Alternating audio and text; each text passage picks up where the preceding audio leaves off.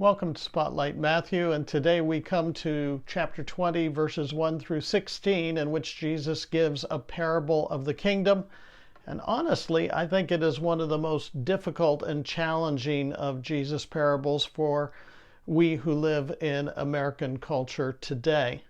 And the reason I think it's difficult is that we live in a world that emphasizes fairness. We believe that everybody should be treated fairly.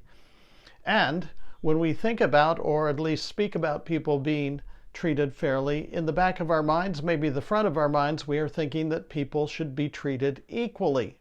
Being treated equally is roughly synonymous to being treated fairly.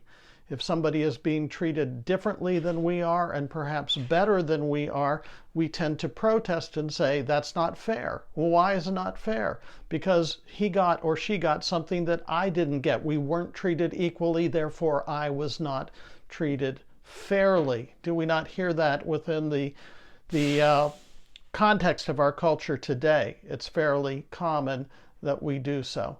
And this is a challenging parable because Jesus says that that is not necessarily the case when it comes to the kingdom of God. On one hand, must God and will God treat everyone fairly? The answer absolutely Jesus will give us is yes, God will treat everyone fairly. But does treating everyone fairly mean that God must treat everyone equally? And Jesus will give a profound no response to that question. God can dispense his grace, his kindness, and his mercy to whomever he wishes, as long as he has treated everyone fairly as a baseline.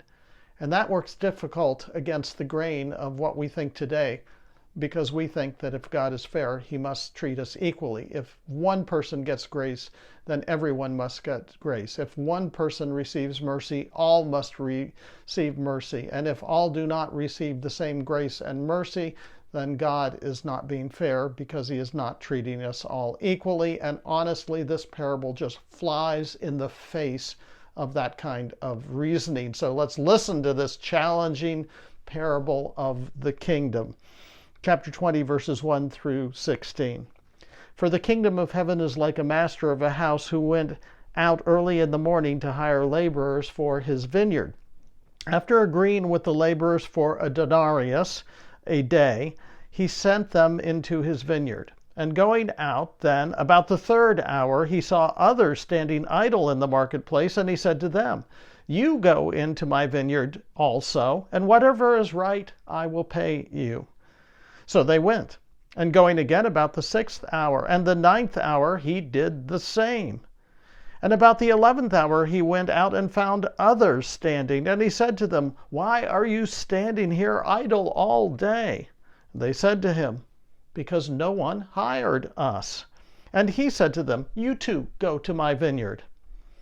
And when evening came, the owner of the vineyard said to his foreman, call the laborers and pay them their wages, beginning with the last up to the first. And when those hired at the 11th hour came, each one of them received a denarius. Now, when those hired first came, they thought they would receive more, but each of them received a denarius. And on receiving it, they grumbled at the master of the house, saying, these last worked only 1 hour, and you have made them equal to us who have borne the burden of the day and the scorching heat. But the master replied to them, friend, I am doing you no wrong. Did you not agree with me for a denarius? Take what belongs to you and go. I chose to give this last worker as I gave to you. Am I not allowed to do what I choose with what belongs to me? Or would you begrudge me my generosity? So the last will be first, and the first last. Well, let's break down this parable just a little bit.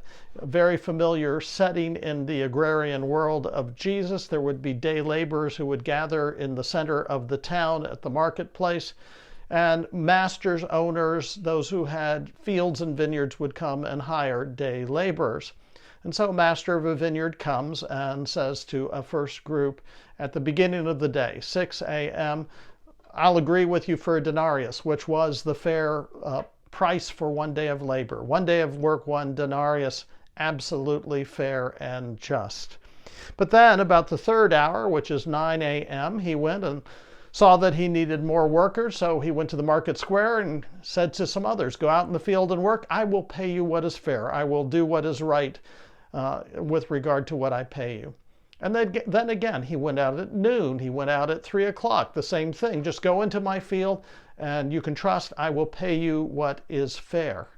And finally, amazingly, and this would have made his listeners scratch their heads, he even goes back at the 11th hour, which is 5 p.m., just 1 hour before the shift would be over. He says, why are you standing here idle? And they say, well, we couldn't find work. Nobody hired us. And he said, go out into my field. He doesn't even say, I'll pay you what's fair or right or what. Just go out into the field. And they go out into the field for the 1 hour. 6 o'clock comes, it's pay time. Everyone always got paid at the end of the day in that particular agrarian setting. And so he says to his foreman, begin with those who were hired at 5 o'clock. And he does. And each of those hired at 5 receives a full denarius, a full day's wages, even though they only worked 1/12 of the day. And these people are just ecstatic. Wow, this is what an incredible act of generosity and grace. And then he goes down to those who were hired at 3 p.m. and they get a denarius. Still pretty good. You work 3/12 of the day, you got 12/12 worth of work. And those who were hired at noon worked half a day, and yet they got a full day's wage. Not bad. Those who were hired at 9 a.m., they worked 3/4 of a day, but still got a full day's wage. That's pretty decent. Not as good as the first, but we'll take it. And then finally, it comes to the group that was hired at 6 a.m. that worked through the brunt of the heat and worked 12/12 of a day.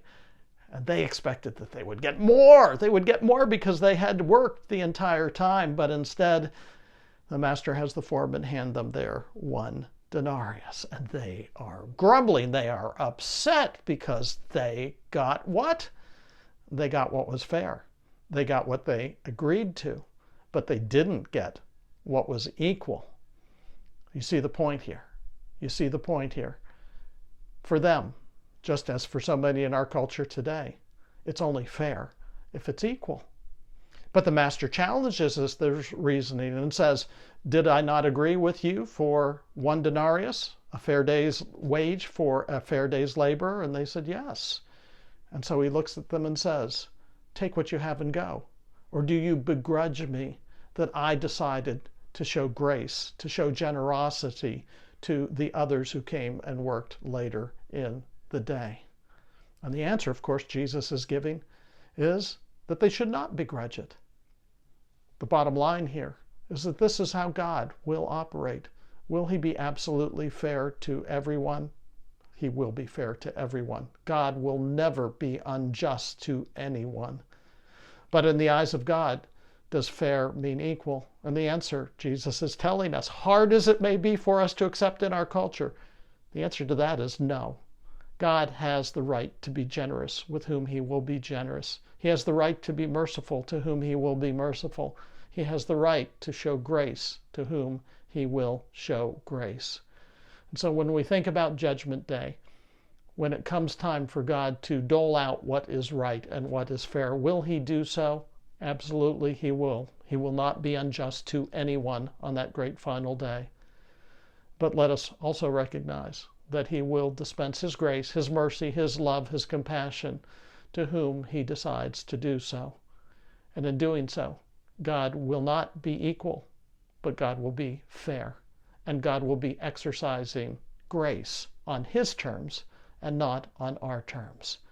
Is that a little difficult for us to reel in and to accept? Are we still saying yes, but? I don't blame you. I say yes, but sometimes also. But I invite you to go back and reread this parable and see if this is not what indeed Jesus was teaching then and what Jesus would teach us today as we continue to spotlight Matthew. Thanks so much for joining us, and we'll talk to you next time.